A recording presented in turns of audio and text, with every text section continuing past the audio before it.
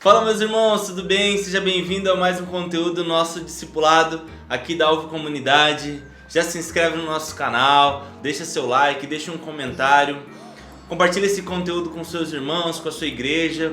Nós esperamos que realmente venha estar te abençoando esse conteúdo, amém? Olha só, nós estamos na nossa terceira lição, falamos que há um preço para ser discípulo de Jesus. Falamos do pecado que nós cometemos e que nós carecemos da glória de Deus. E a partir de agora a gente vai falar sobre alguns aspectos de Jesus.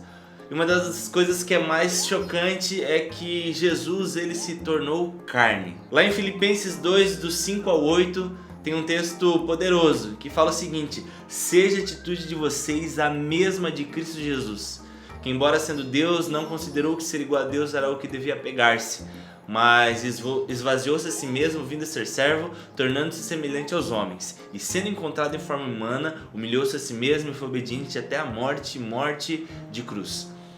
Esse texto fala de um dos maiores milagres, um dos maiores feitos, se não o maior feito da história, que é o quê?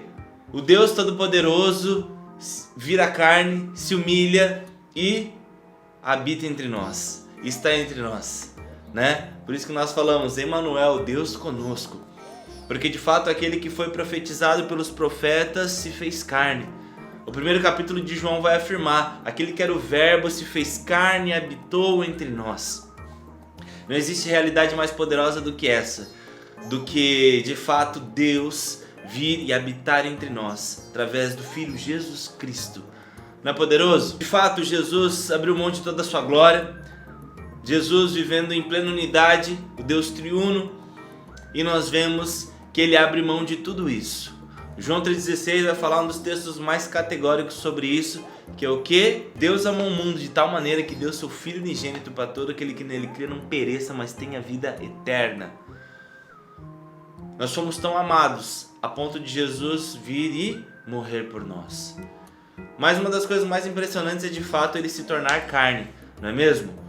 Porque uma coisa você pode ter certeza, a palavra, Jesus Cristo, o reino nunca cobrará nada de nós que Jesus não tenha feito. Por exemplo, uma das cobranças, vamos colocar assim, de Jesus é que nós façamos discípulos. Mas ele, para dizer para a gente fazer discípulo, primeiro ele discipulou e ensinou. Antes de falar para a gente curar, ele foi lá e curou, né? Antes de fazer diversos milagres, ele o fez para que nós pudéssemos aprender.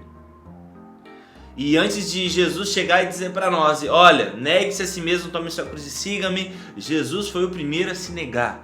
Ele abriu mão de toda a sua glória para que eu e você pudéssemos ter vida, tivéssemos acesso e ele cumprisse essa obra redentora poderosa. 1 Pedro capítulo 2, versículo 22 vai dizer que ele não cometeu pecado algum e nenhum engano foi encontrado em sua boca. Jesus Cristo, de fato, vindo através do Espírito, nascido de uma mulher, né? Sendo feito através do Espírito, nós vemos que esse Jesus, ele veio e não cometeu pecado algum, nenhum engano foi encontrado em sua boca, porque de fato ele viveu plenamente em Espírito. Como nós falamos, Jesus, ele sentiu o que nós sentimos. Jesus sentiu dor, Jesus sentiu fome, Jesus sentiu a dor da traição, Jesus sentiu que é dormir às vezes num lugar não tão confortável pela obra. Tudo que nós passamos, Jesus passou de forma irrepreensível. Talvez você pense, Jesus não está aqui onde eu estou. Pode ter certeza que Jesus passou. Ele foi tentado em todas as áreas. E em todas as áreas foi aprovado, porque ele vivia em espírito.